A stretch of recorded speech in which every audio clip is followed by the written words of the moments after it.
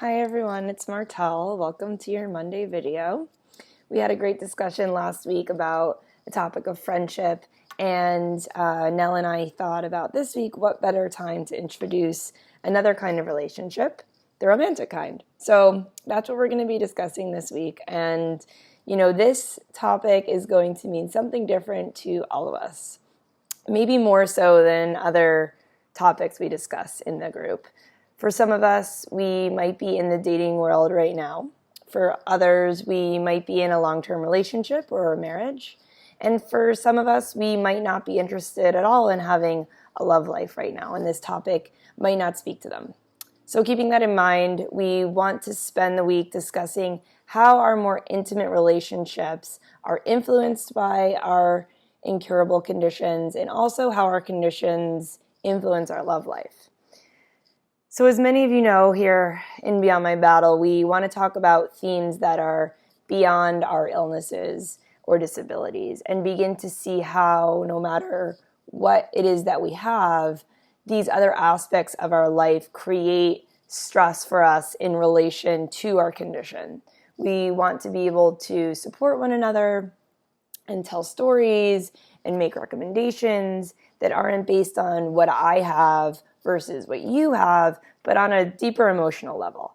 So for instance, I'm going to just throw out a few examples, but do you find it difficult to meet someone romantically?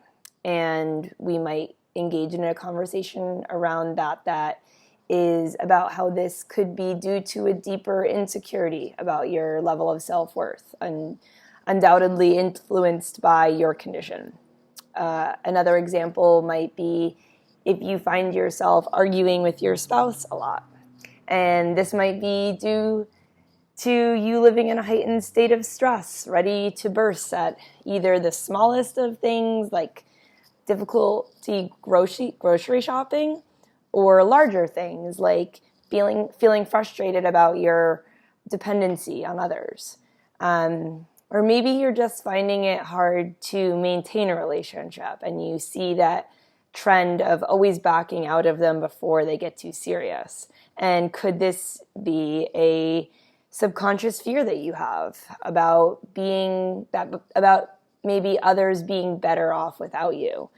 These questions are really deep ones, and we know that they're often linked to what we're dealing with, and that's what this conversation is for this week.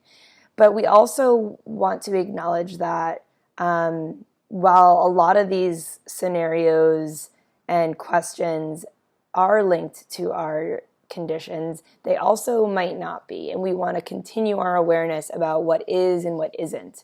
And bear with me here because it may strike a chord or two, but all of the scenarios I just listed, of course, are very real.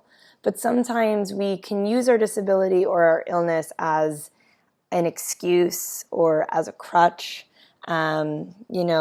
saying no one likes me because of my disability.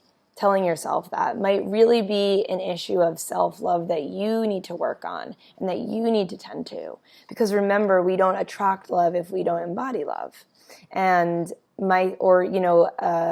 saying to yourself, my spouse is misbehaving again because of his or her illness, might really be a deeper case to investigate. Why are they depressed? Why are they drinking? Why are they abusive? Might it be something that runs deep and could be connected to their disability, but maybe down also a different stream than you initially thought? So there's multiple layers here, and again, we just want to bring awareness and shed light on all the dimensions because it is a complicated discussion. And love is a hard conversation for many of us to have, but it's one that Nell and I have seen come up a lot in the group, and we wanted to acknowledge that and spend this week talking about it and how it comes into our lives with these kind of relationships.